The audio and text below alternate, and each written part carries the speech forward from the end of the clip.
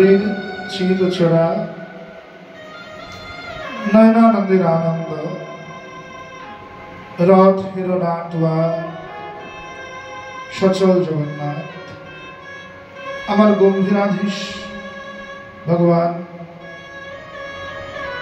গৌরহরির অশেষ করুণায় কৃপায় দয়ায় অনুকম্পায় আমরা আজ গৌর কথার পূর্ণাহুতি দিবস সপ্তম দিবসে পদার্পণ করছি।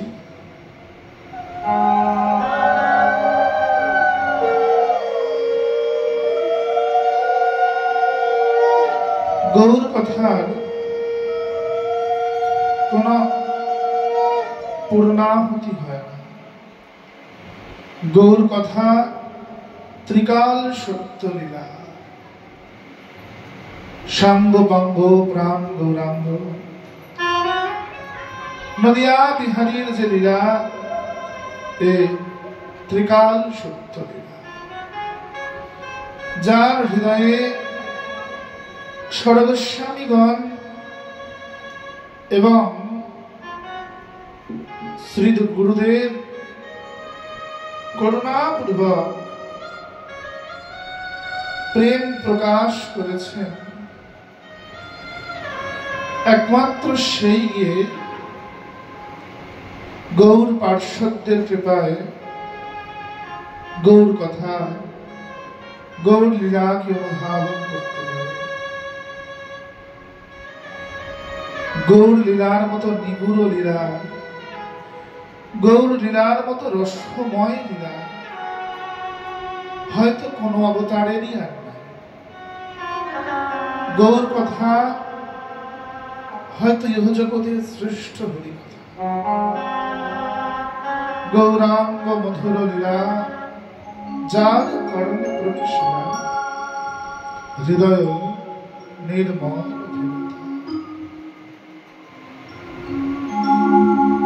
নবদ্বীপে মহাপ্রভু একে একে জগাই মাধাই চাঁদ কাজী চাপাল গোপাল আদি উদ্ধার করেছে। ভাবাবিষ্ট হয়ে প্রভু নিত্যানন্দকে প্রেম প্রদান করছেন। শ্রীল নিত্যানন্দ প্রভু প্রেম গ্রহণ করে জগৎ উদ্ধার করছেন। এদিকে একদিন প্রভু আমার ছাত্র পড়াতে পড়াতে প্রেমাবেশে উদ্বুদ্ধ হয়ে হাতে লাঠি নিয়ে দৌড় দিচ্ছে।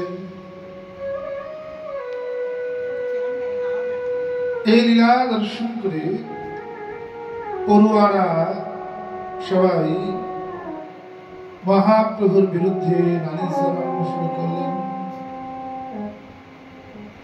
অতঃপর প্রভু আমার শ্রীবাস নৃত্য করতে করতে বলছেন, শ্রীবাস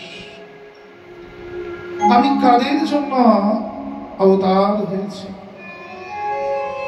যাদের জন্য অবতার হয়েছি, যাদের উদ্ধার করব বলে অবতার হয়েছি, তারাই কিনা আমার নামে নালিশ করছে। শ্রীবাস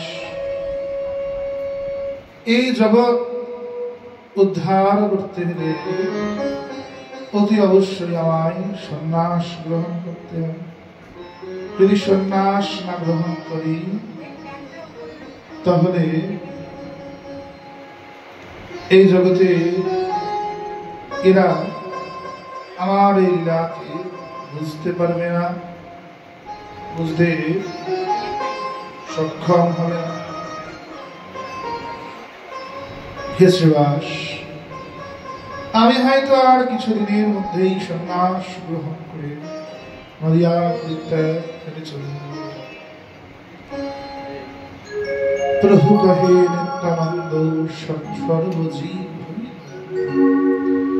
কেহ তো না নাই হরিনা। শ্রীবাস মনে ওঠাই কথা ভগবতী বিষ্ণুপ্রিয়ার কানে গিয়ে ফেলছেন সখী কাঞ্চনা। নবদ্বীপের ঘাটে ঘাটেই আলোচনা হওয়া শুরু করেছে।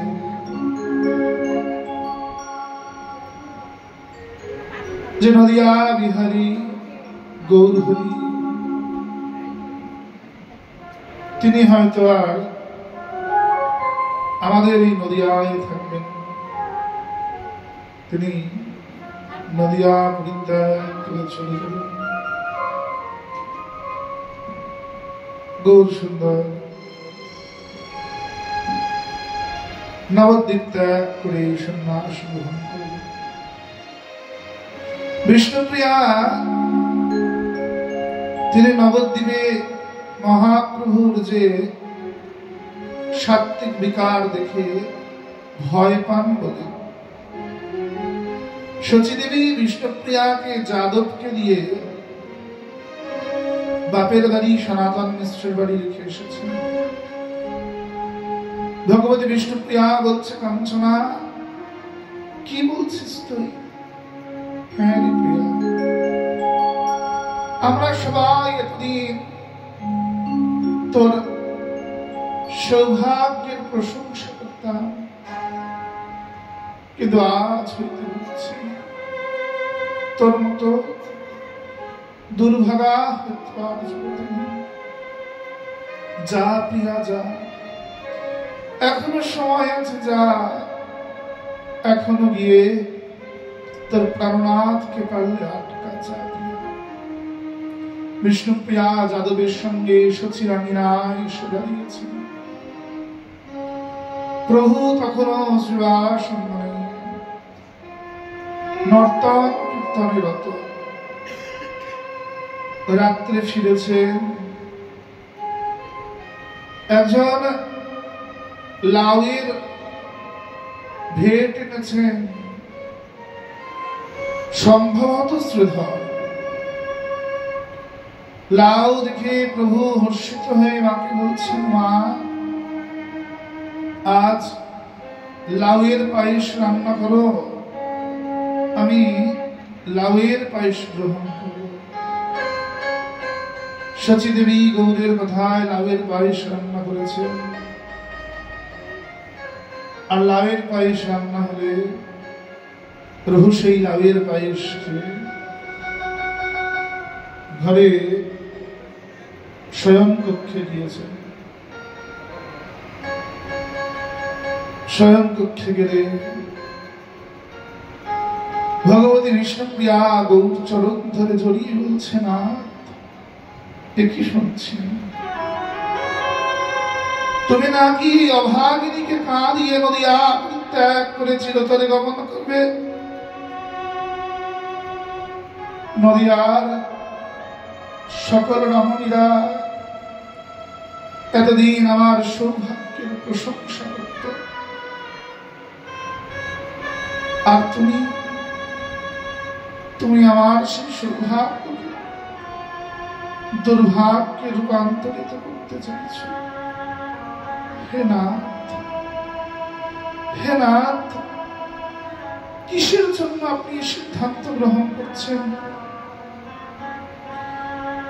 আমি তো আজ অব্দি কোনোদিন আপনার নর্তন কীর্তনে আপনাকে বাধা দিইনি। স্বামী, বিয়ের পর থেকে একটি রজনীও আপনি আমার কাছে কাটাননি। স্বামী সোহাগ কাকে বলে? পতি দেবতার স্নেহ কাকে বলে? পতি প্রেম কাকে বলে? আমি তো জীবনে আস্বাদনই করলাম। সবাই বলে আপনি নাকি নবদ্বীপের সাক্ষাৎ মদন, কিন্তু আমি দেখেছি আপনি মদন মোহন। আমার মতো বাল্য সুন্দরী আপনার ঘরে থাকতেও কখনো আপনি আমাকে স্পর্শ করেই দেখেন। আমি তা নিয়ে কখনো জীবনে আপনার কাছে অভিযোগ করিনি, কোনোদিন জানতে চাইনি যে আমার কি দোষ। এক রাস স্বপ্ন নিয়ে সমাজের সবার বিরুদ্ধে গিয়ে পিতামাতার বিরুদ্ধে গিয়ে আপনার গলায় বরমাল্য নিবেদন করেছিলাম, চোখে এক স্বপ্নের কাজল লাগিয়ে যে আপনার বক্ষ বিলাসিনী হবে, সেই প্রতিপক্ষে মাথা রাখার সুখ কেমন আমি তো জানি না। আমি তো জীবনে জানতেই পারলাম না। হে নাথ, আপনি প্রত্যেকরাত্রে আমাকে পরিত্যাগ করে চলে যান সেবার সম্মানে, কোনদিন নন্দনাচার্যের বাড়ি, কোনদিন চন্দ্রশেখরের বাড়ি। কোনদিন কি আজ অব্দি তার জন্য অভিযোগ করেছি? কোনদিন বলেছি কিছু? আপনার অসুবিধা হয় বলে আমি স্থান পরিত্যাগ করে বাপের বাড়ি গিয়ে সনাতন মিশ্রের বাড়িতে। আপনি আমার চাইতে আমার ভাইকে বেশি স্নেহ করেন, যাদবকে, সেটাও গ্রহণ করেছি। আমি দেখেছি আমাবধি দাদা গদাধরের সেবা আপনার অতি বেশি পছন্দ, তাও সারা জীবন আমি নীরবে শুনিয়েছি। মনে করেছি আপনার যাতে সুখ, আপনি তাতে সুখী হন। তবে কেন সন্ন্যাসের এই সিদ্ধান্ত আপনার? শুনেছি সন্ন্যাসের প্রথম নিয়ম হচ্ছে স্ত্রীকে পরিত্যাগ করা। তাহলে আমি কি সেই কাল নাগিনী, যার বিষে জর্জরিত হয়ে আপনি নবদ্বীপ পরিত্যাগ করে যেতে চাইছেন? তাহলে কি আমি সেই কাল নাগিনী? যদি আপনার জন্য, আমার জন্যই আপনার এই সন্ন্যাসের সিদ্ধান্ত হয়, তবে বলবেন আমি প্রয়োজনে আমার পিত্রালয় যে গমন করব, আর কোনদিনের তরে আপনার বাড়ি ফিরে আসবো না। আমি কথা দিচ্ছি, এই কাল নাগিনীর মুখ আপনাকে আর দ্বিতীয় দিন দেখতে হবে না। যদি মনে করেন তাতেও হবে না, আপনি আদেশ করুন, আমি এক্ষুনি গঙ্গায় গিয়ে ঝাঁপ দিয়ে প্রাণ ত্যাগ করব। লোকে আসলে বলবেন গঙ্গা স্নানে গিয়েছিল, ডুবে মারা গিয়েছে। তবু নবদ্বীপ ছেড়ে যাবেন না, তবু মাকে ছেড়ে যাবেন না, মা যে বৃদ্ধা। তবু মাকে ছেড়ে যাবেন না। নবদ্বীপের ভক্তরা যে আপনাকে ছাড়া অন্ধ, সে ভক্তদের ছেড়ে আপনি কোথায় যাবেন? প্রিয়া, তুই বড় হয়ে গেছে দেখছি। বিষ্ণুপ্রিয়ার তখন বয়স কত জানেন? মাত্র 13 বৎসরের বালিকা বধূ, 13 বছরের একটা বাচ্চা মেয়ে। মহাপ্রভুর বয়স তখন 24, মানে 24 বছর। প্রিয়া, বড় হয়ে গেছে দেখছি, বড়দের মতো কথা বলছো। প্রিয়া, তোমার এই চোখের জলই যে আমার শক্তি।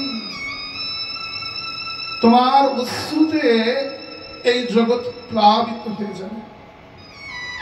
আমি একা যা করতে পারলাম না, তা তোমার চোখের জল পড়বে। কলিযুগের মানুষের হৃদয়ে মৃত্তিকাটা বড় কঠিন। সেখানে ভক্তিলতা বীজ অঙ্কুরিত হচ্ছে না। সেখানে ভক্তিলতা বীজকে অঙ্কুরিত করতে গেলে সেই মাটিটা আগে সিক্ত করতে হবে, সেই মাটিটাকে ভেজাতে হবে। ভেজাবে কে? ভেজাবে তুমি, তোমার বেদনা, তোমার তোমার চোখের জল সমগ্র জগতে প্রেম ভক্তির বিরহের বন্যার প্লাবন আনবে। আর সেই সুপ্ত মাটিতেই আমি ভক্তির বীজকে অঙ্কুরিত করব করিয়া আমায় যেতে দাও। কথা দাও তুমি আমার ধর্মপত্নী, কথা দাও যে আমার ধর্ম তুমি পালন করবে। আমি বাবাকে কথা দিয়েছিলাম যে মা কি সারা জীবন দেখে রাখবো। কথা দাও আমার চলে যাওয়ার পরে তুমি মা কি সারা জীবন বুকে আগলে রাখবে, তুমি পিতৃগৃহে চলে যাবে না। কথা দাও এই নবদ্বীপের রমণীদের জন্য তুমি করবে। এই পুরুষতান্ত্রিক হিন্দু সমাজ যেখানে আজও মেয়েদেরকে মঠ মন্দিরে উঠতে দেওয়া হয় না, তুই কথা দাও তুমি মেয়েদের জন্য মন্দিরের দ্বার উন্মুক্ত করে দেবে।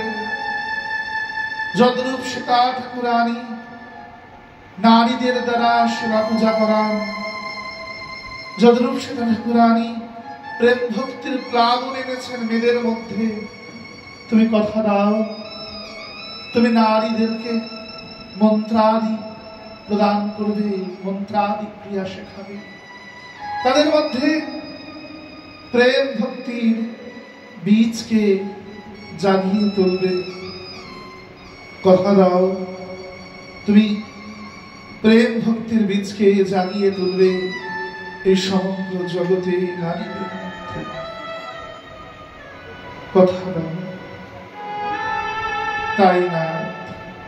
তাই হ্যাঁ প্রিয়া, যে প্রেম ভক্তির বাগিচা আমি নির্মাণ করেছি, শ্রীনাথ অদ্বৈতাচার্য যে প্রেম ভক্তির জলে এই গৌররূপী কল্প বৃক্ষটাকে বাড়িয়ে তুলেছে, পাইয়া ভক্তি জল নাম প্রেম দুই ফল প্রসবিল সে তরু সুন্দর,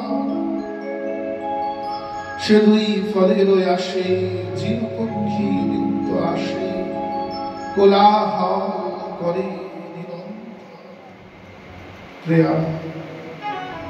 প্রতিশ্রুতি দাও সেই ফুলের বাগানটা তুমি মরে যেতে দেবে না, সেই ফুলের বাগানে তুমি নিত্য জল প্রদান করবে আমার গমনের পরে। কথা দাও প্রিয়া, কথা দাও। প্রভু আমি একা কাঁদলে এ জগতের সবার কল্যাণ হবে? হবে প্রিয়া। একা আমার ঘর ভাঙলে, একা আমার ঘর উজাড় হলে জগতের অনেকের ঘর বাঁধবে? বাঁধবে প্রিয়া। যখন মানুষ বুঝবে জীব হত্যা করা ধর্ম নয়, যদি 100টার মধ্যে 10টা মানুষ বোঝে যে জীব হত্যা করা কোনো ধর্ম নয়, জীব হত্যা মহাপাপ, তাহলে 10খানা জীব বাঁচবে, তার পরিবার বাঁচবে, তার সন্তান আর ভবিষ্যতে কাঁদবে না। কথা দাও আমি চলে যাবার পরে তুমি এই প্রেমের প্লাবন জাগিয়ে রাখবে নবদ্বীপে। আমি যে 13 বছরের বাচ্চা মেয়ে না, আমি কি করে করবো? আপনি তো দিগ্বিজয়ী পণ্ডিত, আপনি নিমাই পণ্ডিত, আমি মুখ্য মেয়ে মানুষ, আমি কি করে এ জগতে ভক্তি প্রচার করবো না? তুমি গৌর শক্তি, তুমি ভূদেবীর অবতার, ভুলে যেও না। লক্ষ্মী প্রিয়া, লক্ষ্মীর অবতার, শ্রীদেবীর অবতার, তুমি ভূদেবীর এই ধরণীর অবতার। তোমার মতো সহ্য শক্তি জগতে কারণ নাই। বসু মাতা পৃথিবী ধরণী যতটা সহ্য করতে পারে, অন্য কোন দেবী ততটা সহ্য করতে পারেন না। এ জগতে যদি কোন দেবীর শ্রেষ্ঠ ধৈর্য থেকে থাকে, সহ্য শক্তি থেকে থাকে, তা বসুমাতার আছে। তুমি সেই ধরণীর অবতার। আমি জানি আমার বিরহ তুমি ঠিক সহ্য করতে পারবে। রাধারানী তিনি বিরহ বিদ্ধা, খুব বেশি কথা হচ্ছে কিন্তু বটে, রাধারানী বিরহ বিদ্ধা, তুমি হবে বিরহ সিদ্ধা। তুমি সেই বিরহকে জয় করবে, তুমি উন্মাদ হবে না। রাধারানীর অবতারকে গদাধর পণ্ডিত, যিনি বিরহ সহ্য করতে না পেরে মহাপ্রভুর পশ্চাৎ পশ্চাৎ নীলাচল গমন করবেন ক্ষেত্র সন্ন্যাস নিয়ে। প্রিয়া, কথা দাও, কথা দিলাম। আমার মনের একটি স্বাদ বলবো, বলো প্রিয়া। গদাধর দাদা তোমাকে রোজ মনের সাথে সাজায়, আপনাকে মালা গেঁথে পরায়, কপালে চন্দন পরায়, আপনার কোকড়ানো চুলে কুদ মালতীর মালা চোটা বেড়া করে দেয়। আপনি তো কখনো আপনার অঙ্গ আজ অব্দি আমাকে স্পর্শ করতে দেন। আমার মনের বড় স্বাদ যে আমি একটু নিজ হাতে আপনাকে সাজাবো। ও এই ঠিক আছে। বিষ্ণুপ্রিয়া চন্দন ঘষেছে, মালতীর মালা গেঁথেছে,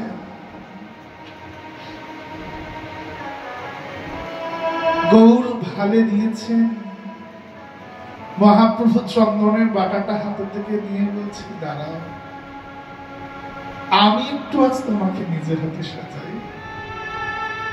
মহাপ্রভু চন্দনের বাটা হস্তে গ্রহণ করে বিষ্ণুপ্রিয়ার কপালে লেপন করছে। মালতীর মালা বিষ্ণুপ্রিয়ার বেনুটিতে লাগিয়ে দিচ্ছে। বিষ্ণুপ্রিয়া স্বর্গ সুখ দেখছে। জানেন না, যেই রাত্রিটাই তার জীবনের কাল রাত্রি, আজ রাতে তার জীবন সব শেষ হয়ে যাবে, সব শেষ হয়ে যাবে। সূর্য মকর রাশিতে প্রবেশ করেছে। মকর সংক্রান্তির পূর্ণ দিবস, গভীর রাত। মহাপ্রভু ঘুমানোর ভান করে পালঙ্কে শুয়ে আছেন। বিষ্ণুপ্রিয়া চরণের কাছে শয়নে আছেন। মহাপ্রভুর উত্তরীয়টা হাতের খুঁটে ধরা। রাত্রিবেলায় প্রভু উঠে বিষ্ণুপ্রিয়ার হাতে যে খুঁট ছিল সেটাকে ফেলে দিয়ে গায়ের উত্তরীয়টা খুলে বাইরে এসে দাঁড়িয়েছে। মা ক্রন্দনরতা, মা ক্রন্দন। সচি বাড়ির ভিতরে ঘুমোতে যান না, পাছে ছেলে রাত্রে উঠে পালিয়ে যায়। মাঘ মাসের ওই হিমশীতল ঠান্ডা, নবদ্বীপের নদিয়ার ঠান্ডা সহ্য করা যায় না।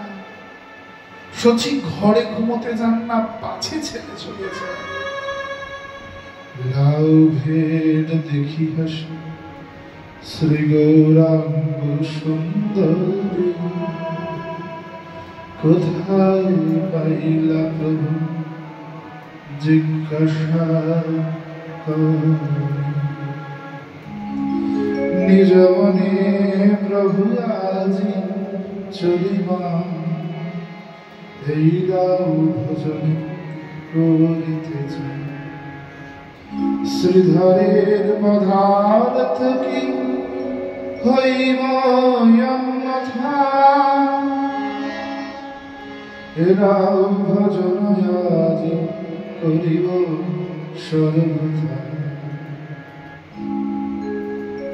হেন সময় আর কোন ভাগ্যবান দুগ্ধ হে টানিয়া দিলে বিদ্যমান। হাসিয়া ঠাকুর বলা ভালো ভালো দুধ নাও পাক গিয়া করো সকাল। সন্তোষে চলিলা সজি করিতে রন্ধন। হ্যানে বাৎসল্য শ্রী সচির নন্দন।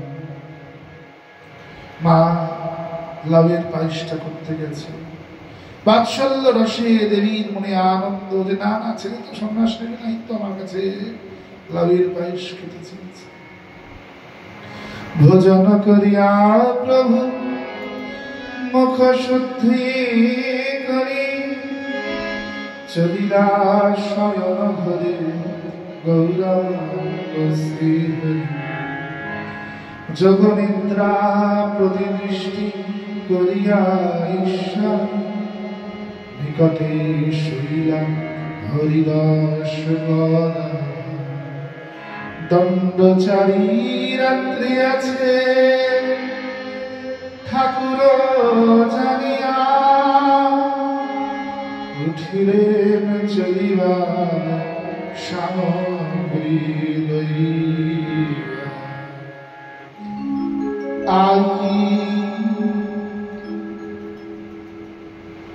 গদাধর হরিদাস উঠিলেন জানি। গদাধর বলেন চলিব সঙ্গে আমি। গদাধর জেদ ধরেছে না, বিষ্ণুপ্রিয়া সঙ্গে যেতে পারবে না, আমি তো যেতে পারবো। আমার অবতার তো এই জন্যই হয়েছে, আমার অবতার তো এই জন্যই হয়েছে যে ব্রজে বলেছিলাম নারী না করিত বিধি তুয়া গুণবিধি লইয়া ফিরিতাম দেশে দেশে। কি মোর মনিরুষ্ণা বামন হয়ে চাঁদেহা বিধি কিশোর পুরাবে হে হে না বড় বড় শোনো হে মুরলী ধর নিবেদন করি তোমার। শ্রীরাম সুরাম সঙ্গে যখন বধু যাও নন্দে তখন আমি দুয়ারে দাঁড়াই।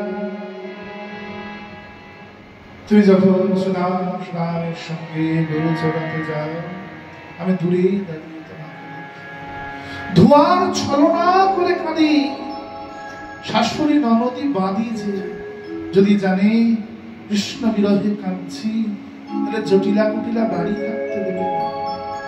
রন্ধন শালাতে যাই তুয়া বধুর গুণ গাই।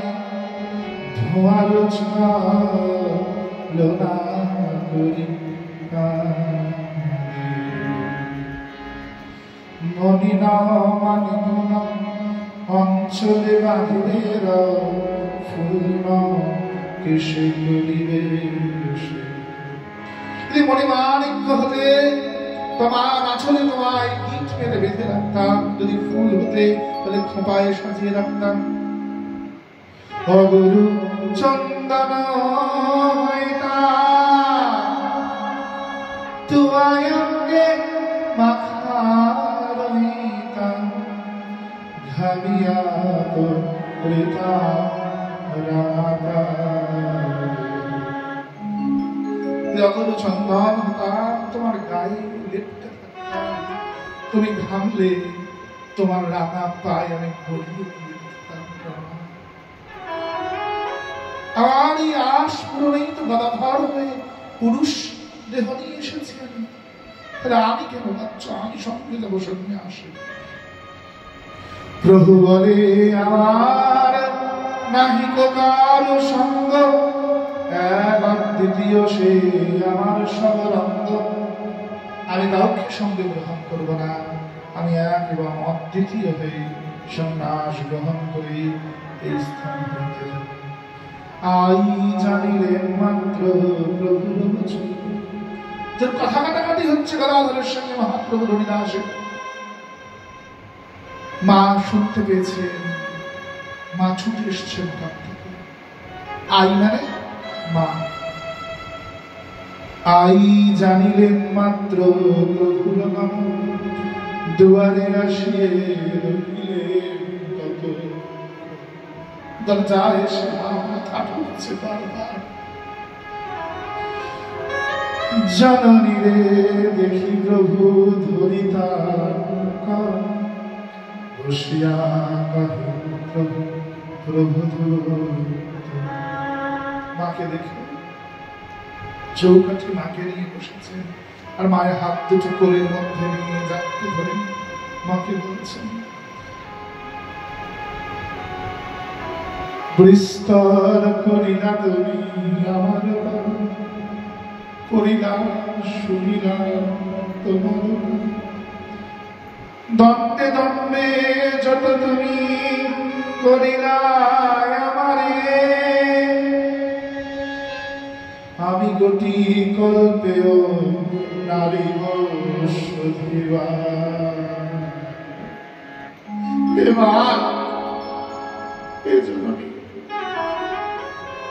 পিতা তখন ছোটবেলায় মারা গেছে, তোমার কারণেই পাণ্ডিত্য লাভ করেছি, তুমি পড়িয়েছ শিখিয়েছ। তুমি আমার জন্য যা করেছো জীবনে জননী, এক বাল্য বিধবা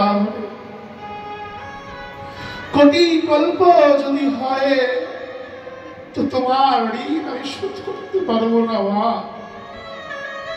তোমার ঋণ আমি শোধ করতে পারবো না। আমি কথা দিচ্ছি, যদি আমায় কেউ গৌর হরি না বলে, গৌরাঙ্গ না বলে, তোমার নামে আমাকে সচিনন্দন বলে ডাকে, আমি তাতে অধিক প্রসন্ন হব, তাকে আমি অধিক কৃপা করবো জননী। আমি তোমায় কথা দিলাম মা, আমি সন্ন্যাস নিয়ে চলে গেলেও এ জগতের সবাই আমাকে তোমার নামে চিনবে, আমাকে সবাই তোমার নামেই জানবে। শোনো মাতা ঈশ্বরের অধীন সংসার, স্বতন্ত্র হইতে শক্তি নাহিক সংযোগ বিয়োগ যত করেন সেই নাম, তার ইচ্ছা বুঝিবার শক্তি আছে কার। 10 দিন অন্তর বাকি এখনে আমি চলিবার কোন চিন্তা না করো তুমি মা। মিলন আর বিচ্ছেদ তা ঈশ্বর ইচ্ছায় হয়ে থাকে না। আজ যদি না যাই কাল হয় তুমি মরবে, নয় আমি মরবো, বিচ্ছেদ হবেই না। তাই এই বিচ্ছেদের জন্য কেঁদো না মা, যা হবে কল্যাণ করি হবে, আমায় যেতে দাও ভালো। ব্যবহার পরমার্থ যতে তোমার, সকল আমাদের লাগে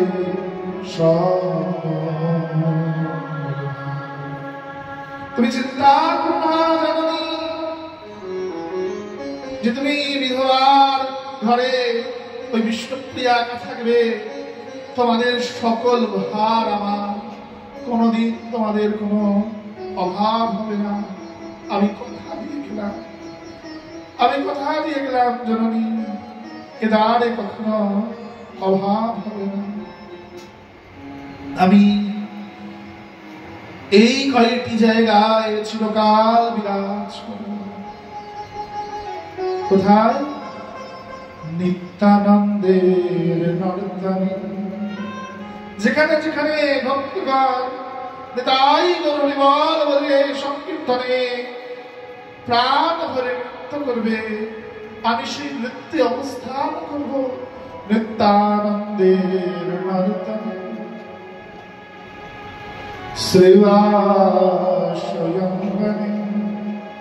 শ্রীবাসম্বনে আমার চিরকালের বসতি হবে মা। আমি নবদ্বীপ ছেড়ে গেলে ওই কলে মরে আমি শ্রীবাসম্বন ছেড়ে দেব।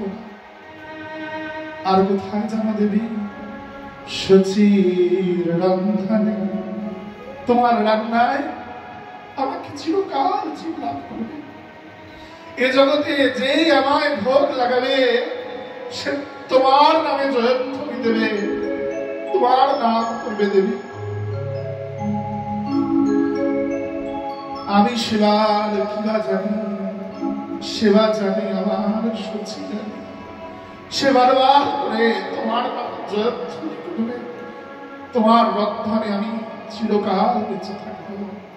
আর রাঘব, রাঘব পণ্ডিতের ভবনী ভাগবত কথা পানিহাটি গ্রামে আমি চিরতরে বিরাজ করব। স্থান পরিত্যাগ করে আমি কোনোদিন গমন করব না। বুকে হাত দিয়া প্রভু বলে বারবার, তোমার সকল ভার আমার, কোন চিন্তা নাই জননী ভেবো না, তোমার সকল ভার। অর্থাৎ কেবল অর্থের ভার নয়, তোমাকে উদ্ধার করার যে ভার। আমি তো তোমার পিণ্ডদান না করেই চলে যাচ্ছি সন্ন্যাস নিয়ে, তোমার পিণ্ডদান আমি না করলে ওই যে সন্ন্যাস নিচ্ছি এতেও জননী তুমি উদ্ধার হবে। তোমার সকল ভার আমার, যত কিছু বলে প্রভু সব সূচি শুনে, উত্তর না করে কাঁদে বছর নয়।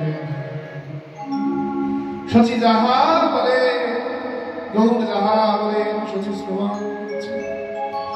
মা উত্তর করতে পারছেন না, মুখটা ফেটে যাচ্ছে, শুধু অঝোর নয়নে মা প্রদান করছেন। পৃথিবী স্বরূপা হইলা বিষ্ণু প্রিয়া জগন মাতা, কে বুঝিবে কৃষ্ণের অচিন্ত লীলা কথা। শচীর হৃদয়টা, বিষ্ণুপ্রিয়ার হৃদয়টা বিদীর্ণ হয়ে যাচ্ছে, কিন্তু পৃথিবীর যেমন ধৈর্য শক্তি শচী বিষ্ণুপ্রিয়া তেমন ধৈর্য ধরে রয়েছে। জননীর পদধূলি লই প্রভু শ্রী প্রদক্ষিণ করিতারে চলিলা সত্য। শচী দেবীকে পরিক্রমা করে, শচীকে প্রণাম করে চরণধূলি মস্তকে নিয়ে মহাপ্রভু সত্য হরিনাম করতে করতে সংসার পরিত্যাগ করে চলিলেন বৈকুণ্ঠ নায়ক গৃহ হইতে। সন্ন্যাস করিয়া জীব উদ্ধারিতে।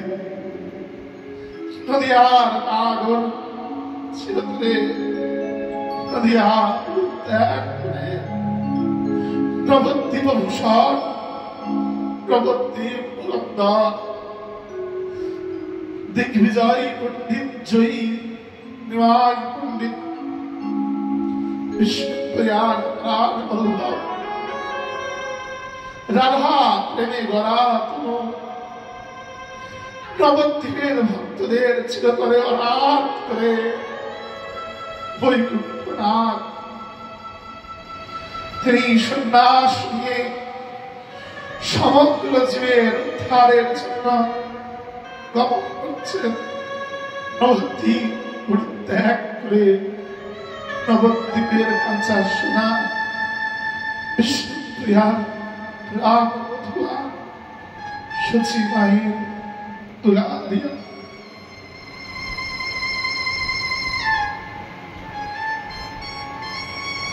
ভক্ত সব না জানে, ভক্ত সব না জানে সব বৃত্তান্ত। সকালে স্নান করি যথেব প্রভু নমস্মিতে আইলা প্রভুর ঘরে আশিসবে দেখে আই পাই। প্রথমেই বলিলেন শ্রীবাস আই কেনে রহিয়াছ বাহির দুয়ার। শ্রীবাস বলছে নবৌঠান, কি তোমার মাথায় ঘোমটা নাই? দরজার বাইরে কুলবতী রমণী তুমি পড়ে আছো কেন? কি হয়েছে তোমার? তখনও শ্রীবাস সাথী জানে না। শ্রীবাস যেই না ঠেলা দিয়েছে শচী দেবী জ্ঞান ফিরেছে। শচী দেবী জড় প্রায় আই কিছু নাচ করে উত্তম নয়নের ধারা মাত্র বহে নিরন্তর। ক্ষণে ক্ষণে বলে আই শুনো বাপ সব বিষ্ণুর দ্রব্যের ভারী সকল। আমার পুত্র তো কেবল আমার নয়, এ জগতের সবার ধন ও সবার রত্ন আমার একার নয়। জগৎ উদ্ধার করতে আমার পুত্র গমন করেছেন। শচী দেবী কাঁদতে কাঁদতে আর্তনাদ করছেন। কি হইল সে বৈষ্ণবের গভীর বিষয়? কাঁদিতে লাগিলে সহে করিয়া আর্তনাদ। অন্যান্য সভায় সভার ধরি গলা বিধ বিলাপ সবে করিতে লাগিলেন। কি দারুণ নিশা পোহাইলা গোপীনা, কি দারুণ নিশা। কি কাল রাত্রি, কি কাল রাত্রি, কি দারুণ নিশা পোহাইল গোপীনা। বলিয়া কারেন সবে শিরে সবাই মাথা চাপড়ে বুক চাপড়ে কাঁদতে আরম্ভ করেছে। না দেখিয়ে শ্রীমুখ বঞ্চিব কেমনে, সর্বকার্য পৃষ্ঠিব জীবন। আচম্বিতে কেনে বা হইল বজ্রপাত, গড়াগড়ি যায় কেহ কেহ। আচম্বিতে বজ্রপাত হয়েছে, বিদ্যুৎ খসে পড়েছে। কেউ কান্নায় ভেঙে বলে শচীর দুয়ারে গড়াগড়ি যাচ্ছে। তো কেউ বুক চাপড়ে প্রাণ রাখবো না, প্রাণ রাখবো না বলে বুক চাপড়াচ্ছে। শচী দেবী ছুটলেন গঙ্গার তীরে।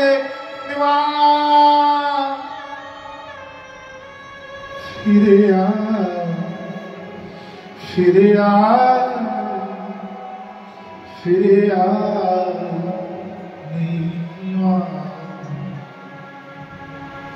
হে গঙ্গা, তুমি কি নিষ্ঠুর, তুমি কি নিষ্ঠুর। তুমি আমার পুত্রকে যেতে দিলে তোমার বুকের উপর দিয়ে কাটোয়ার। এই ঘাটের নাম আজ হইতে হবে নিদয়া। তোমার কি দয়া নাই গঙ্গা, তোমার কি দয়া নাই? এ মায়ের বুক খালি করে তার পুত্রকে যেতে তুমি কেন দিলে? কেন দিলে গঙ্গা, কেন দিলে? কি স্ত্রী পুরুষ যে শৈল নদিয়া, সভায় বিষাদ বহি না বহে। নদিয়ার লোক সবে আর্তনাদ করতে করতে উঠেছে। সে কারণ দেখিয়ে কাঁদায় সর্বল পরম নিন্দু পাশন্ডিয় গায়ে। যারা যদি মহাপ্রভুর নিন্দাবন্ধ গাইতেন তর্কালঙ্কার ভট্টাচার্য আদি, তারাও সবাই মহাপ্রভুর গমনের কথা শুনি শোক বিহ্বল হয়ে পড়েছে। কেমনে ধরিবে প্রাণ ইহার জননী, আজি তানে পোহাইল কি কাল রজনী। এর জননী করে প্রাণ ধরবে।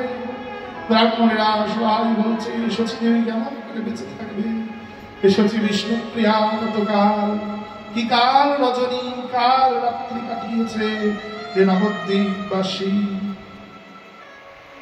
কি কাল রজনী কাটিয়েছে। কোন পুণ্যবতী হেন পাইলে নিধি, গন্বাদারন্দসে হরিলে বিধি।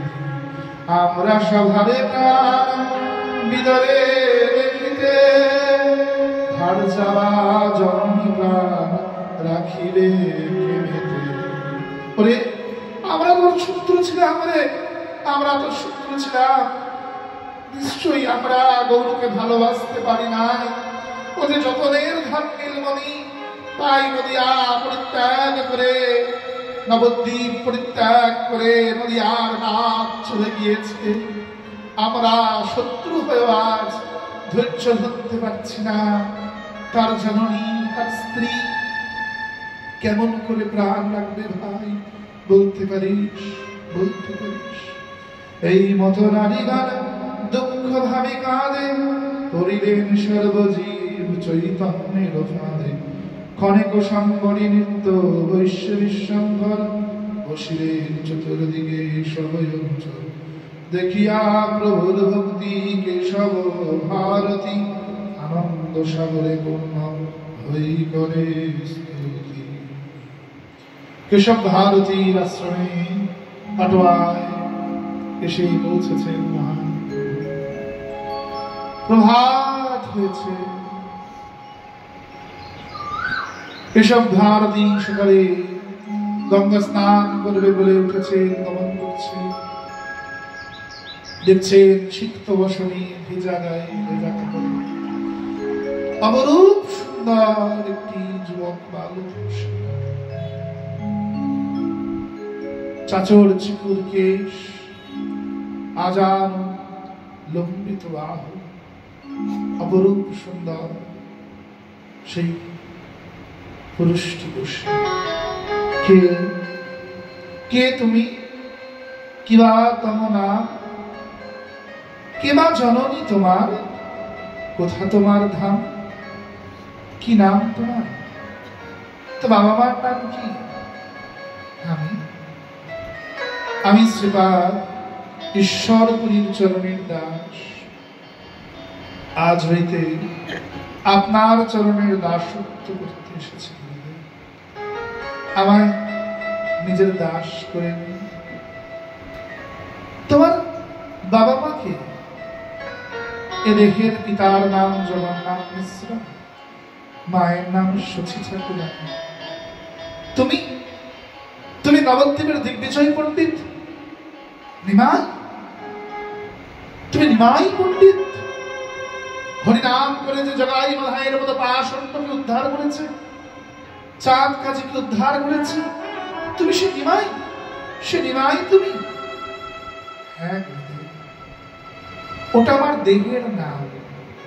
আসলে আমি ঈশ্বরপুরীর চরণের দাস। আজ হইতে আপনার চরণের দাসত্ব করতে এসেছি। আমাকে নিজ দাস বানিয়ে নিন, নিজ চরণে টেনে নিন। আমার দীক্ষা তো তোমার পূর্বেই হয়েছে বাবা, তাহলে কি করতে এসেছ? আমার সন্ন্যাস প্রদান করো। না না না, এ কদাপি হতে পারে না। এইটুকু বাচ্চা ছেলে তুমি, কিসের সন্ন্যাস তোমার এই বয়সে? এর মধ্যে নবদ্বীপের লোকেরা এসে, কাটোয়ার লোকেরা এসে জড়ো হয়েছে, কোলাহল। নিত্যানন্দ, চন্দ্রশেখর আচার্য আদিরাও সবাই কাটোয়ায় গিয়ে পৌঁছে গেছে। তৎক্ষণি ঘিরে বসেছে মহাপ্রভুকে। এ বয়সে সন্ন্যাস হয় না। তোর মা তা ক্রন্দন করবে যে মায়ের অনুমতি আমি নিয়ে এসেছি। তোমার স্ত্রী বিষ্ণুপ্রিয়া বাচ্চা মেয়ে সে একটা, সেও আমায় হাসতে হাসতে অনুমতি দিয়েছে। বলো কি তুমি, বলো কি? শোনো, এ বয়সে সন্ন্যাস হয় না বাবা, এ বয়সে সন্ন্যাস নেওয়া যায় না। ফিরে যাও বাড়িতে। গুরুদেব, তাহলে কোন বয়সে সন্ন্যাস হয় তুমি বলো না। তোমার বয়স তো মাত্র ৪৭। ২-এর কোটায় এসে কি কারণ সন্ন্যাস হয় না? গুরুদেব, ২-এর কোটায় এসে যার দুদিকে লক্ষ্য, যে কৃষ্ণ চায় আবার জাগতিক সুখ ভোগ চায়, অর্থ চায়, তার জন্য কখনো সন্ন্যাস নয়। সন্ন্যাস তো সর্বত্যাগীর জন্য। ২-এর কোটায় এসে যার জাগতিক সুখের প্রতি মোহ যায় নাই, তিনি কখনোই সন্ন্যাসের যোগ্য নয়। গুরুদেব, তিনি কখনোই সন্ন্যাসের যোগ্য নয়। তাহলে নিমাই ৩-এর কোটায় না, ৩-এর কোটায় গিয়েও যার ওই ত্রিগুণের উপরে যে ব্যক্তি উঠতে পারেনি, সে কিরূপে সন্ন্যাস নেবে? ত্রিগুণ কি কি? সত্য, রজ, তম। তমগুণের ভক্তি কি বলে? যে নিজের সুখের জন্য পরের ক্ষতি করে। বলি দিয়ে যে পূজা অর্চনা, কুরবানি, একে কি বলে? তমগুণের ভক্তি। বা পরের অনিষ্ট যে ধর্ম যাজন হয়, মানে মারণ, উচাটন, বশীকরণ, এগুলো কি সব তমগুণের। আচ্ছা, রজগুণের ভক্তি কাকে বলে? না ভগবানের কাছে লোকের ক্ষতি চায় না, তবে রাজ ঐশ্বর্য কামনা করে। যে আয়ুর দেহি, যশ দেহি, ভাগ্যম ভগবতী দেহি মে, পুত্রাং দেহি, ধনং দেহি, সর্ব কামশ্চ দেহি মে। আয়ু দাও, যশ দাও, আয়ু দেহি, ভাগ্যম ভগবতী, আমার সৌভাগ্য দাও, পুত্র দাও, পুত্রাং দেহি, ধন দাও, টাকা দাও, সর্বকামশ্চ, আমার মনের যত কামনা সব পূরণ করো। পত্নী মনোরমং দেহি, মনোবৃত্যানুসারিণীম, আমার মনের মতো বউ দাও। কেমন না? যে আমার মন বুঝে কাজ করবে। মনোবৃত্যানুসারিণীম, আমার মন জুগিয়ে সারা জীবন চলবে। ওইটুকু উপোস করে পুষ্পাঞ্জলি ফেলতে গিয়ে শুধু চাই চাই চাই, খেত চাইলে দোকানদারি হয়ে যাচ্ছে। তো এটা তো ভক্তি অঙ্গ যাজন হচ্ছে, এটাকে দোকানদারি বলে। কি বলে? দোকানদারি। ঐশ্বর্য মার্গের ভক্তরা, তাদের মধ্যে ভক্তি কম থাকে, লোক দেখানো বেশি থাকে। বিরাট বড় একটা মূর্তি প্রতিষ্ঠা করলাম, তাই খেতে দিই না, পড়তে দিই না। এবারে বড় মূর্তি প্রতিষ্ঠা করে ফেলেছি, ভগবানের কপালে খাওয়া জোটে না। প্রয়োজন নাই তো, ছোট মূর্তিতেই সেবা হবে। তোমার প্রেমটা আসল। তুমি প্রকৃত প্রেম দিয়ে সেবা করো, এই বাচ্চা ছোট ঠাকুরটাও তোমার প্রেমে কথা বলবে। তার জন্য বিরাট মন্দির, বিরাট রাজৈশ্বর্যের উত্তোলিকা পূজা করতে হয় না, পুতুল খেলা করতে হয় না। তার জন্য প্রয়োজন নাই পুতুল খেলা করা।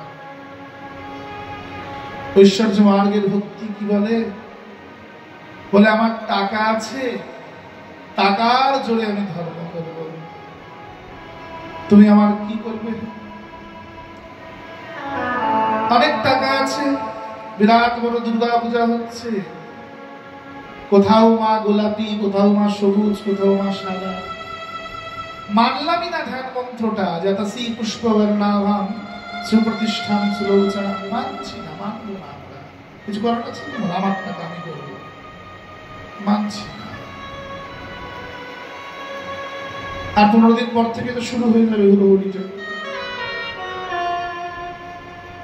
যে নবরাত্রি ব্রত করার সময় 9টা দিন ভগবতীর কাছে ভক্তি চাওয়ার, আরাধনা করার সময় যে পুজো স্বয়ং রাম করেছেন, সেই সময়টা কি হয় না, প্যান্ডেল হুপিং আর রাস্তায় গিয়ে রোলের দোকানে আর আমিষের দোকানের ঘোরাঘুরি। ভগবতীর পূজা নাই। বাঙালি যে দুর্গা পূজা করে সেটাকে বেলাল্লাপানা বলে, সেটাকে দুর্গা পূজা অ্যাটলিস্ট বলে।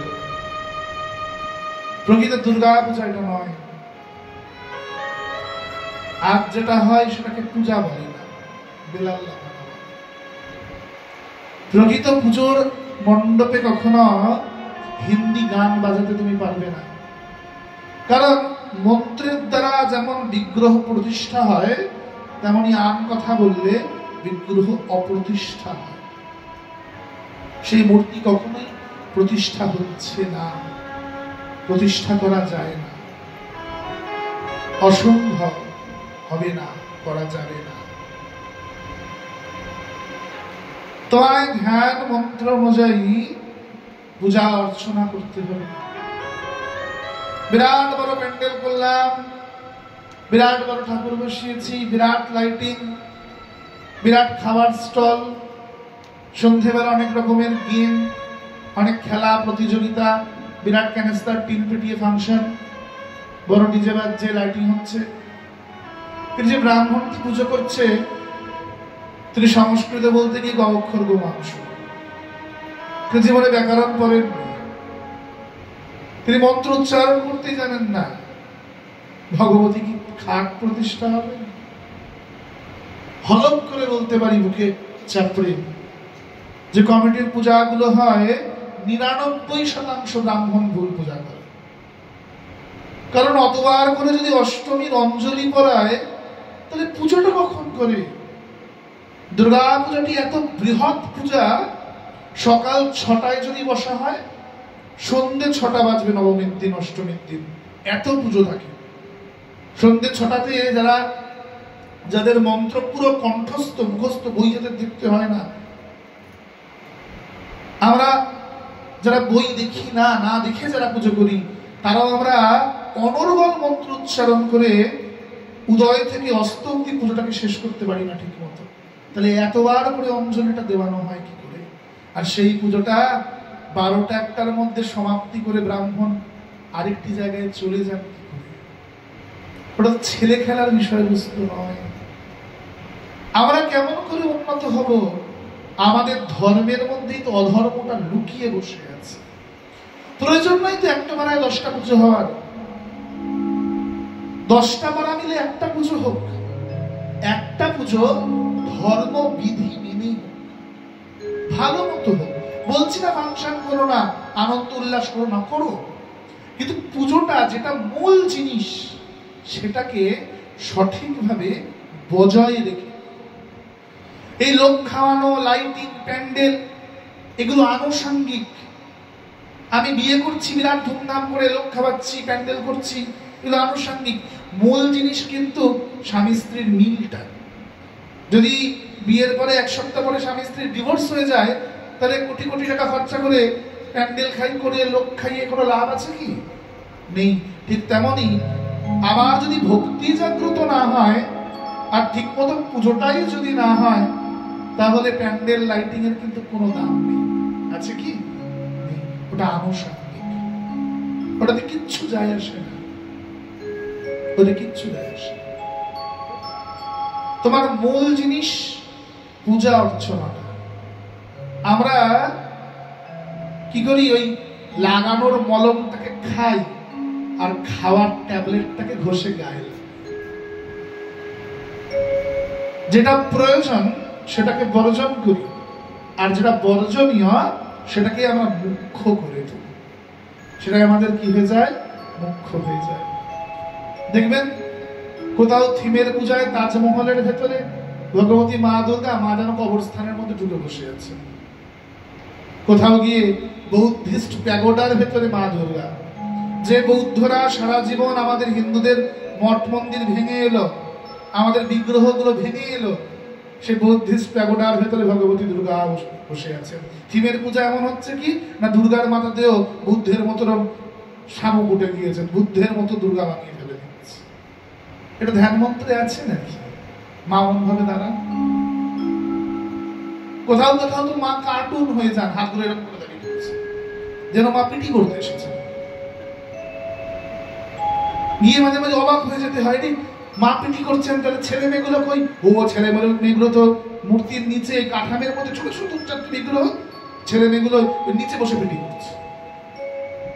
ভগবতীরও কি জ্বালা আমাদের যারা এবং বেচারি আমাদের কাছে এসেও জ্বালা সহ্য করে পারে।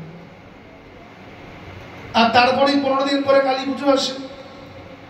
ছেলেরা ব্রাহ্মণের কাছে ফর্দ দিয়ে বলে, ঠাকুরমশাই মদটা গেলে কেন, ঠাকুরমশাই মদটা গেলে কেন? গণ্ডমূর্খ এটাই জানে না কালী পুজোতে মদের কোনো প্রয়োজনই নেই। আর যে ওচাটে ব্রাহ্মণটি লিখছেন, তিনিও এই মদ প্রয়োগের কোনো বিধি কিন্তু জানেন না। দুনিয়ার ওচাটে ব্রাহ্মণগুলো যারা কালী পুজোতে ফর্দে মদটি লেখেন, কোনো প্রয়োজন নাই। এটা পুজোর কোনো আনুষঙ্গিকতাতেই নেই, ওটার কোনো মন্ত্রই নেই। মদটা হচ্ছে বিরাচারী তান্ত্রিকের জন্য, যারা জনিকর সাথে মদ দিয়ে আচমন করে। ওটা একটি সাধনের পদ্ধতি বা স্তর, যেখানে মদ খেয়েও মাতলামি তুমি করতে পারবে না, মদ খেয়েও তোমাকে স্থির হয়ে বসে মন্ত্র যাজন করতে হবে। এটা বিরাচার বামাচারের অত্যন্ত উচ্চ পর্যায়ের একটি স্তর, সাধারণ ব্রাহ্মণের জন্য নয়। আর সাধারণ ব্রাহ্মণের কালী পুজো করার কোনো যোগ্যতাই নেই, কারণ তাদের পূর্ণাভিষেক হয় না। কালী পুজো কেবল তন্ত্র সাধকই করবে, যারা তন্ত্রে কালী মন্ত্রে যাদের পূর্ণাভিষেক হয়েছে। ব্রাহ্মণ কেবল স্মার্তীয় পুজো করবে, তন্ত্রের পুজোও না, বৈষ্ণবের পুজোও না। বৈষ্ণবের পূজা বৈষ্ণব করবে, তন্ত্রের পূজা তন্ত্র করবে। আমাকে যদি কেউ বলে কালকে কালী পূজা করতে কিংবা জগদ্ধাত্রী পূজা করতে, আমি কিন্তু জানি, এমন না যে পুজোটা আমি জানি না, কিন্তু আমি করবো না। কেন? কারণ ওই মন্ত্রটা আমার নাই, বা আমার আগে যদি থেকেও থাকে বৈষ্ণব পথে আসার আগে, তবু এখন যেহেতু আমি বৈষ্ণব মার্গী, তো এই পুজোটার আসনে আমি বসতে পারি না, আমার সে অধিকার। তাই যিনি স্মার্তীয় ব্রাহ্মণ, তিনি তন্ত্রের পূজা করার অনধিকারী, তিনি করবেন না। ওটি কেবল তান্ত্রিকই করবেন, কারণ কালী তন্ত্রাচারের দেবী, তারা তন্ত্রাচারের দেবী, জগদ্ধাত্রী তন্ত্রাচারের দেবী। এরা কেউই ব্রাহ্মণীয় ঠাকুর নয়, স্মার্ত মার্গী দেবী নয়। আর তারপরে আরো 15 দিন পরে আসবে আমাদের ভগবানের উৎসব রাস। সেটাতে বেলাল্লা বানা তো আরো তুঙ্গ মাত্রায় যাবে। জায়গায় জায়গায় গিয়ে যেই না নিয়ম সেবার মাসটা কাটলো, আর কোনো মতে ওই উত্থান একাদশীটা এলো, নামযজ্ঞের হুড়োহুড়ি শুরু হলো। আর নামযজ্ঞের আসরে গিয়ে দেখবে যে আজ নামযজ্ঞের আসরে নারীরা উঠে কীর্তন করছে। আমি নারী বিরোধী নই, নারীদের সপক্ষেই সারা জীবন কথা বলে এসেছি, কিন্তু বিশ্বাস করুন, নামযজ্ঞের আসরে মেয়েদের কীর্তন করার কোনো বিধি আমাদের সনাতন ধর্ম দেয় না। অন্তত লীলা কীর্তনটা করতেও পারে, কিন্তু নাম কীর্তন তো কোনো মতেই নয়। ধরে নিন একটা মেয়েদের দল আপনি বায়না করেছেন, যেদিনকে এই 6টা মেয়ে গান গাইতে এসেছে, তার মধ্যে 2টো মেয়ে সেদিন মাসিক অশৌচ হয়েছে। তাহলে এই নারীগুলি, এই মেয়েগুলি সেদিন কি প্রকারে ওই নামযজ্ঞের আসরে উঠে তারা সেদিনকে হরিনামটা গাইবে? তাদের পুরো নামের আসরটা অশুদ্ধ হয়ে গেল। হরিনাম করতে করতে নামের দলের লোকটা উঠে গিয়ে 2বার ফিরে আবার এসে হরে কৃষ্ণ হরে কৃষ্ণ কৃষ্ণ কৃষ্ণ। ওই হরিনাম কি আমার খাপ কল্যাণ করবে? তোমার জিহ্বাটাই তো সত্য হয়ে রয়েছে, তুমি কি ধূমপান করে এসে হরিনাম করছো? তুমি যে হরিনাম করতে যাচ্ছ, সকালবেলা হয়তো মধ্যমাংশ আহার করে হরিনাম করতে যাচ্ছ, তাহলে কি জীবের খাপ কল্যাণ হবে? মহাপ্রভু এই হুড়োহুড়ির হরিনামটা আমাদের করতে বলেন, 10-5 মিলি আস্বাদন করিবে। যে হুড়োহুড়ির ধর্মটি লেগেছে আজ, এটা মহাপ্রভু চান। তিনি তো হরিনাম সংকীর্তনের জনক, নাম সংকীর্তনের পিতা বা নামযজ্ঞের পিতা। তিনি কোনোদিনই আমাদেরকে এই হরিনাম করতে শিখিয়ে যান। আজ যেটি আমরা করছি, এটা তিনি কামনা করেন আমাদের কাছে, যেটাকে ঐশ্বর্য মার্গের ভক্তি। দেখে প্যান্ডেলে আছে রাধা কৃষ্ণ, কি অনুষ্ঠান হচ্ছে না রাসের অনুষ্ঠান হচ্ছে, রাসের নামযজ্ঞ হচ্ছে। ঠিক প্যান্ডেলটার বাইরে গিয়ে রাখবে আর এগরোলের দোকান বসে আছে। কমিটি টাকা নিয়ে বসিয়েছে, অন্য লোকে বসে নেই। তাহলে ভাই তোমার প্রয়োজন কি নামযজ্ঞের আসর বসানো হবে? বলছে যেখানে জীব হত্যা হয় তার 5 যোজন জায়গা বিস্তৃত যজ্ঞের আসর হবে না, সেখানে যজ্ঞ কার্য সুসম্পাদন করা নিষিদ্ধ। আমি বলছি না, বেদ বলছি। তাহলে কি করে তোমার ওখানে পূজা প্রতিষ্ঠা হচ্ছে? কেমন করে করছো তুমি? করতে পারো না কাজটা। তোমাকে যখন ধর্মযাজন করতে হবে, ধর্মগ্রন্থ অবলম্বনেই করতে হবে। তুই তোমার শখ মতো করতে পারবে না, তোমার হাতে মোয়া নয় ওটা। আর এখন তো আরো উন্নত হয়ে গেছে, ঘটের চারপাশে 4টে তিল কাঠির বদলে তিল কাঠিও আনতে যাওয়ার সময় নেই, 4টে পিতলের ডাল লাগিয়ে দিয়েছে। ওটা ত্রিকাঠিতেই হয়, ওটা 4টে বেদ। ঘটটা সাক্ষাৎ ব্রহ্ম, ওটা 4টে বেদ, যারা হাতে হাতে দেবতাকে বেষ্টন করে দাঁড়িয়ে আছে। সূত্র বেষ্টনটা কাণ্ডাত কাণ্ডাত পরোহন্তি পুরুষ পুরুষস্তরী বলে যে মন্ত্রটি উচ্চারণ করা হচ্ছে, ওই পিতলের তীর কাঠিটায় কেমন করে মন্ত্র প্রতিষ্ঠা করবে? ওটা কেমন করে বেদ রূপে বুঝিতে হবে? ওটা হবে না তো, হওয়া সম্ভব নয় তো। কেমন করে করবে তুমি? তাদের বিধি আছে নিজস্ব, তোমার ইচ্ছাই হতে পারে না। আর সকালেও বলছিল না আপনার যোগ্যটা আমি বসে যাই, না হতে পারে না, পুত্রই বসবে, এটাই বিধি। পিতা মাতার কার্য পুত্রই করবে, তুমি করতে পারো না। আমাদের ধর্মগ্রন্থ এই ব্যবস্থা তোমাকে দেয়। অর্থের লোভে এমন করিয়ে দেওয়া হয়, কি করে? কারণ হাতে নেই তো জিনিসটা। তুমি যেমন কম খরচার কম টাকার খুঁজে খুঁজে পুরোহিত খুঁজে আনবে, পুরোহিতের শিক্ষাগত যোগ্যতাও তদ্রূপ হবে।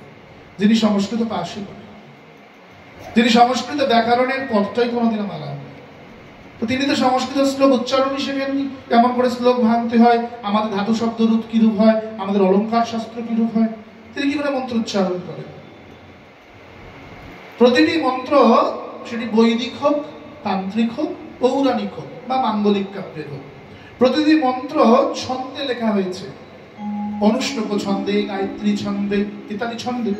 তা যিনি সংস্কৃত ক্লাস করেননি, পাশ করেননি ঠিক মতো করে, বা টোলে পড়েননি, কিন্তু ছন্দ জানেন না, কেমন করে ছন্দ ভাঙতে হয় শ্লোকে, তিনি মন্ত্র উচ্চারণ করবেন কি করে? অর্থাৎ যতটা পুজো হচ্ছে, যতটা বার হচ্ছে, সবটাই ভেজা, সবটাই ভুল। আমরাও কম নই। আমরাও দশকর্মার দোকানে গিয়ে বলবো যে পুজোর গামছাটা দেন। কোন গামছাটা দেন? পুজোর গামছা, মানে ছোট্ট ছোট্ট গামছা যেটাকে ঘটের উপরে দেওয়া যাবে। ঠাকুর বেচারি গামছাটা পুরো মাথায় ধরাতেও পারে না, মাথায় হয়তো হাফটা এই অব্দি এসে বসে থাকে ঠাকুর। যজ্ঞ আছে, কোন ঘিটা আনবে? মানে সব থেকে রদ্দি যে ঘিটা আছে। কিন্তু যজ্ঞের মূল বস্তুটা এই ঘৃত হপ্পি। যে ঘিটা ঢেলে ফ্রাইড রাইস বানাচ্ছি সেটা ভালো আনছি, আর যে ঘিটা দিয়ে ঠাকুরের হোমটা হচ্ছে, যেটা মূল জিনিস, যেটা দেবতা গ্রহণ করছে অগ্নির স্বরূপে, অগ্নিটা মুখ দেবতার, সপ্ত জিহ্বা স্বরূপে দেবতার কাছে অগ্নিটা পৌঁছে দিচ্ছেন সোহা দেবী। সেই ওই হব্বিটা কি রূপে আনছি না, ওটাকে ডালডা মিশ্রিত হচ্ছে, আর বাকিটা তো উচ্চারণ করতে পারবে। সব থেকে কম খরচার ঘিটা খুঁজে যাচ্ছি। তা তোমার ধর্ম তোমায় কল্যাণ করবে কি করে মা? তুমি তো ইচ্ছা করেই তোমার ধর্মের মান নামিয়ে দিয়েছ, দাওনি কি? ইচ্ছা করেই তোমার ধর্মের মান তুমি নামিয়েছ। তাহলে কেমন করে আশা করো তুমি ধার্মিক, তুমি উচ্চ উঠবে, হিন্দু সমাজের কল্যাণ কি করে হবে? আর আজকালকার ব্রাহ্মণরা যে মূর্খ, এটা পুরোটা ব্রাহ্মণদের দোষ নয়। ভুলেও ভাববেন না ব্রাহ্মণের হয়ে বলছে, আমি কিন্তু ব্রাহ্মণ নই।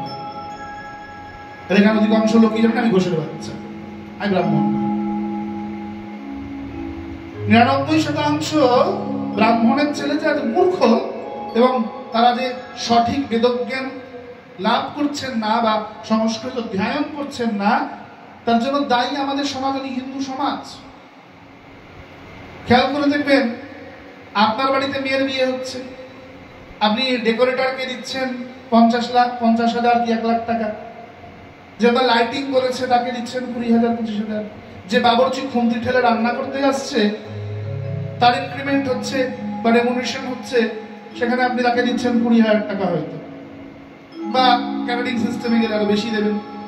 কিন্তু যে ব্রাহ্মণটি সারাদিন মন্ত্র পড়ে বৃদ্ধি পাঠ করে আপনার বৃদ্ধি করিয়ে রাত্রিবেলা অবধি পূজা পাঠ করাচ্ছে, বৈদিক মন্ত্র উচ্চারণ করছে, তাকে গিয়ে কেঁদে কেটে কোনো মতে হ্যাঁ ঠাকুর মশাই দেখতে পাচ্ছেন মেয়ের বিয়ে কত খরচা হয়ে গেছে, তো সারাদিন খাটার পরে ছেলেটা যখন টাকাটা নিয়ে বাড়ি ফিরবে, আমি সন্ন্যাসী, আমার ওটা ভিন্ন, যিনি ব্রাহ্মণ তিনি তার তো সংসার আছে, বউ বাচ্চা আছে, তার বউ তো গেলে ঝাঁটার বাড়ি মারবে, যে কি নিয়ে এসেছো সারাদিন খেটে দেবে, এই 5 দিন দুর্গা পুজো করে এলে ক টাকা ভাড়া নিয়ে এসছো, ক টাকা নিয়ে এসছো? যদি তার সংসারটাই ঠিক মতো না চলে, তাহলে তিনি পৌরোহিত্য কার্য শিখবেন কেন? পৌরোহিত্য কার্যের মান যদি এতটা কমে যায়, তাহলে তো ব্রাহ্মণের ছেলেরা বলবে যে বাবা যদি সংস্কৃত মন্ত্র উচ্চারণ করে আমার রেমুনারেশন হয় 5,000 টাকা, আর বাবুর্চি যে খুন্তি ঠেলছেন তার রেমুনারেশন হয় 20,000 টাকা, তাহলে আমি পৌরোহিত্যের কাজ ছেড়ে দিয়ে আমি বাবুর্চির কাজ শিখবো, আমি খুন্তি ঠেলবো, আমি পড়াশোনা শিখবো। শিক্ষার মান যদি কমে যায়, আমার শিক্ষা নেওয়ার তো প্রয়োজন নেই, তাহলে আমি অশিক্ষার কাজ, মূর্খের কাজটাই শিখবো, আমি কেন শিক্ষা গ্রহণ করবো? সেটা তখন সেটাই মনে হয়। এটার জন্য সমাজ দায়ী, কেবল ব্রাহ্মণ পরিবারগুলি দায়ী নয়। ব্রাহ্মণ বাড়ির বাবা মাদের আজকে ভয় আছে যে আমার ছেলেটা যদি পৌরোহিত্য করে খায় ওর পেটে ভাত জুটবে না, এ বলে যে বাবা না পৌরোহিত্যটা শিখিস না, অন্য কাজ শিখ। বাবা মারাই চান না যে আমার সন্তান পৌরোহিত্য কার্য শিখুক বা পৌরোহিত্য কার্যে পারদর্শী হোক, কারণ জানে পৌরোহিত্য কার্য শিখলে এটা তো ভাতই জুটবে না। তাই সারা বছরটা চাকরি কর, মুদিখানার দোকান চালা বা সেলুনে গিয়ে চুল কাট, আর লক্ষ্মী পুজো সরস্বতী পুজোর দিন ব্রাহ্মণের টানাটানি করে ক্লাবে কমিটিতে, সেদিন কোনো মতে গিয়ে ভুলভাল একটুখানি সুতোটা হাতে পেঁচিয়ে ফুল ফেলে দিয়ে আসলেই হবে, ওটা তো আমাদের ফ্যামিলিগত ব্যবসা। তুই শিখিস আর না শিখিস, ব্যবসাটা তোর আছে বাবা, তুই চিন্তা করিস না, তুই মুদিখানার দোকানটাও চালা, ওটাও কর। তুমি যদি মুদিখানার দোকান চালাও, তুমি ব্রাহ্মণ নও, তুমি বৈশ্য, তুই ব্যবসা করছো, তুই বৈশ্য, তুই ব্রাহ্মণের ছেলে নও, তুই ব্রাহ্মণ নও, হতে পারো না। একে ধর্মাভাস বলে, ধর্ম নয়। পৌরোহিত্য কার্য করতে যাওয়ার সময় তুমি ধুতি পরে যাবে, আর অন্য সময় তুমি ধুতিটা খুলে দিয়ে প্যান্ট পরে চষে বেড়াবে, তুমি কি করে ব্রাহ্মণ হতে পারো?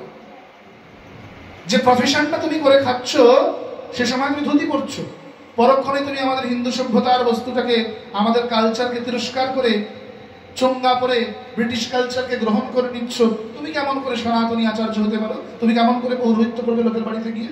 তুমি তাদের যোগ্য নও। একে ধর্ম বলে নাকি কি বলে? ধর্মাভাস বলে। আমি বলছি না।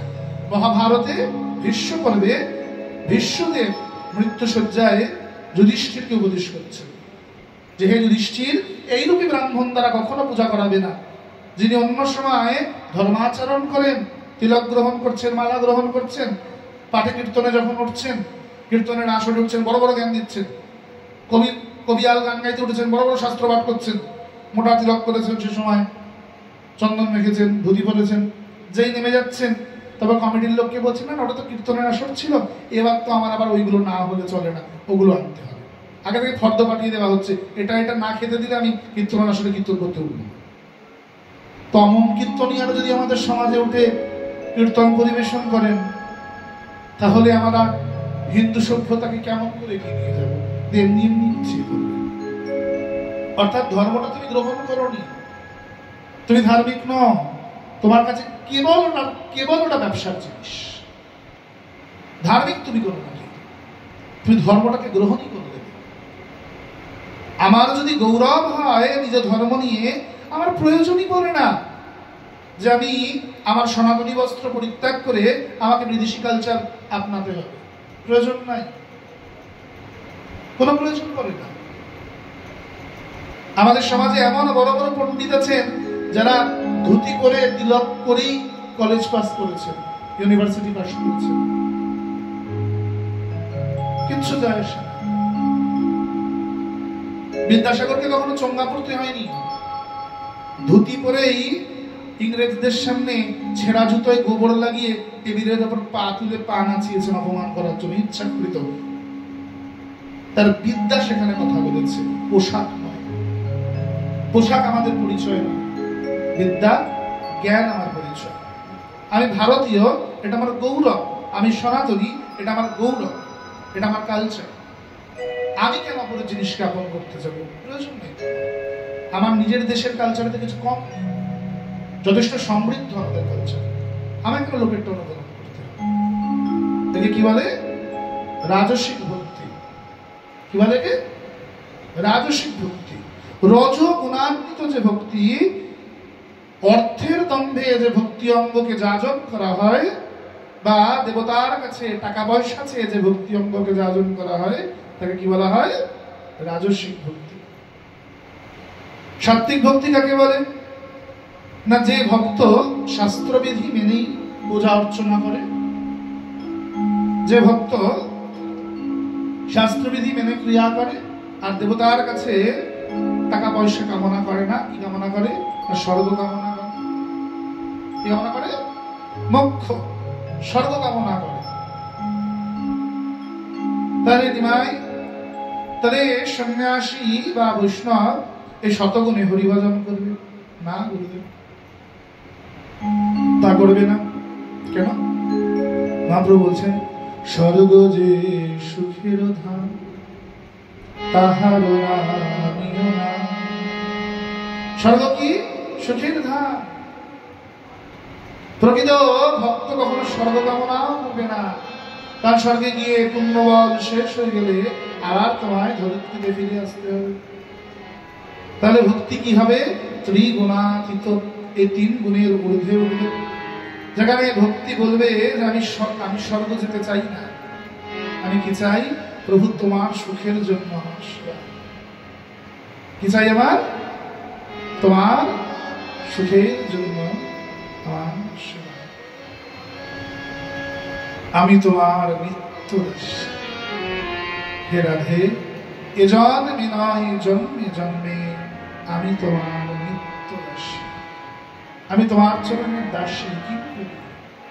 এটাই আমাদের পরাকাষ্ঠা।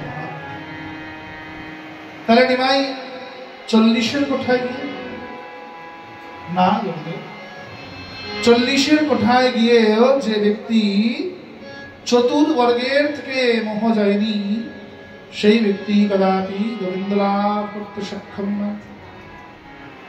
চতুর্বর্গ মানে ধর্ম, অর্থ, কাম, মোক্ষ। কি বললাম? ধর্ম, অর্থ, কাম, মোক্ষ। প্রথম কি? ধর্ম। ধর্ম মানে কিন্তু হিন্দু ধর্ম, মুসলমান ধর্ম। ধর্ম মানে কি? পিতার ধর্ম, পুত্রের ধর্ম। পিতার ধর্ম সন্তানকে দেখা, মায়ের ধর্ম সন্তান প্রতিপালন করা, স্ত্রীর ধর্ম স্বামীকে সেবা করা, স্বামীর ধর্ম স্ত্রী প্রতিপালন করা, ব্রাহ্মণের ধর্ম পূজা করা, ক্ষত্রিয়ের ধর্ম সমাজ প্রতিপালন করা, বৈশ্যের ধর্ম ব্যবসা করা, শূদ্রের ধর্ম ত্রিবর্ণকে সেবা করা। দেখে ধর্ম বলা হচ্ছে। মহাপ্রভু বললেন এটি কখনো গ্রহণীয় নয়। কেন? বলেন বিশ্বামিত্র মুনি ব্রাহ্মণ ছিলেন না, ব্রাহ্মণের কার্য করেছেন। প্রভু রামচন্দ্রের গুরুদেব ছিলেন, ক্ষত্রিয় ছিলেন, ব্রাহ্মণের বাচ্চা ছিলেন। যদি বলি ST SC বর্ণ সংখ্যা, তাহলে মহামুনি বেদব্যাসের মা মৎস্যগন্ধা, এসসিদের মেয়ে, জেলের বাড়ির মেয়ে, মৎস্যজীবী, বাবা ব্রাহ্মণ পরাশর। তাহলে বর্ণশঙ্কর ব্রাহ্মণ আর শূদ্র রমণীর যে সন্তান জন্মায় তাকে কি বলা হয় শাস্ত্রে? চণ্ডাল বলা হয়, এসটি। তাহলে মহামুনি বেদব্যাস কি? বর্ণশঙ্কর, যিনি আমাদের সনাতনীদের সকল শাস্ত্র রচনা করেছেন, ব্রাহ্মণ ছিলেন। বেদব্যাস কখনোই ব্রাহ্মণ। যিনি ভাগবত কথা শ্রবণ করাচ্ছেন, না, কখনোই নয়। সংহিতায় বলছে ব্রাহ্মণ পিতার ঔরসে ব্রাহ্মণীর গর্ভে যে সন্তান আসছে তাকেই ব্রাহ্মণ বলা হবে, নইলে সে বর্ণশঙ্কর হয়ে যাচ্ছে। অ্যাকচুয়ালি এসসি এসটি কাকে বলে, মানুষ এসসি এসটি বলে বটে, হয়তো অধিকাংশ মানুষ জানেই না এসসি এসটি কাকে বলে। ব্রাহ্মণ পিতা, তার যদি কোনো আগেকার দিনে শূদ্র পত্নী থাকতো, তাকে সমাজ গ্রহণ করতো না। এগুলি অনেক পরবর্তীতে এসছে।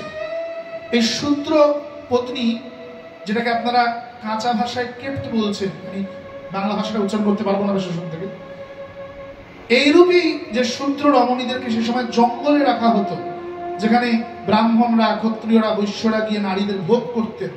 এদের যে সন্তানরা সে সময় জন্মাতো, তাদেরকে মেন স্ট্রিম সমাজে আসতে দেওয়া হতো না আমাদের ভারতবর্ষে, আর্য পরম্পরা। এরাই পরবর্তীতে এসসি এবং এসটিতে রূপান্তরিত হয়েছে। আমাদের পশ্চিমবঙ্গ সরকারের যে এসটি এসটি তালিকাটা আছে, সেটা আপনারা এখানে যে কোনো বিডিও অফিস থেকে গিয়ে বের করে এনে পড়লেই বুঝতে পারবেন যে এসটি এসসি অ্যাকচুয়ালি কাকে বলে বা কেমন করে বিভাজনগুলি এসেছে, ওদের কাছে তালিকাগুলো থাকে, কেমন করে শিডিউল কাস্ট বা শিডিউল ট্রাইবস গুলো আমাদের মাঝখানে এসেছে। মহামুনি বেদব্যাস কখনোই ব্রাহ্মণ নয়, বর্ণশঙ্কর। ব্রাহ্মণ পিতা, শূদ্র মায়ের সন্তান। রাবণ, বিভীষণ, কুম্ভকর্ণ, এমনকি দেবতা কুবের, এরা কেউই ব্রাহ্মণ নন। ব্রাহ্মণ পিতা বিশ্বশ্রবামণি, আর মা হচ্ছেন কি না, মা হচ্ছেন রাক্ষসী কেশিনী দৈত্যের সন্তান। কেউ ব্রাহ্মণ নয়, সবাই বর্ণশঙ্কর।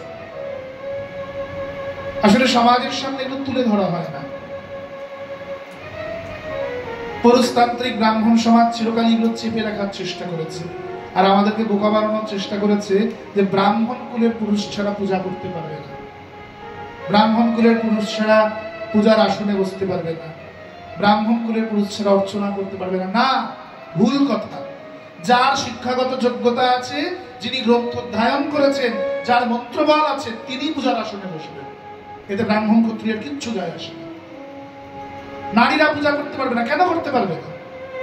তাহলে আলোপা, লোপামুদ্রা, গার্গী, মৈত্রী, এই রমণীরা কারা? আমাদের হিন্দুদের স্বরদর্শনের দুটো দর্শন তো মেয়েদের লেখা, ফিলোসফি। আমাদের 6টা দর্শন আছে হিন্দুদের, তার মধ্যে দুটো দর্শন নারীরা লিখেছেন, গার্গী আর লোপামুদ্রা। ভগবতী সীতা দেবীর গুরুও তো নারী। কে জানেন? অত্রি মুনির স্ত্রী মাতা অনুসূয়া, যিনি সীতাকে সতীত্ব ধর্মের পাঠ করিয়েছেন। যে বস্ত্র পরে সীতার হরণ হয়েছে, যে বস্ত্র পরিত্যাগ করতে হয় না, বস্ত্রটা এমনি পবিত্র থাকে। সীতা কেবল রাবণের ওপরে একটি কুশ ধরেছেন, যে কুশকে যদি অতিক্রম করে রাবণ পুড়ে মারা যাবে। কারণ সতী অনুসূয়া সীতাকে উপদেশ করেছিলেন যে সতীত্ব ধর্ম এমন, যদি ত্রিদেব যখন আমার কাছে স্তনপান করতে চেয়েছিল, আমি আমার সতীত্ব ধর্মের বলে ওই ত্রিদেবকে কোলের সন্তান বানিয়ে দিয়েছিলাম, ছোট ছোট বাচ্চা বানিয়ে দিয়েছিলাম।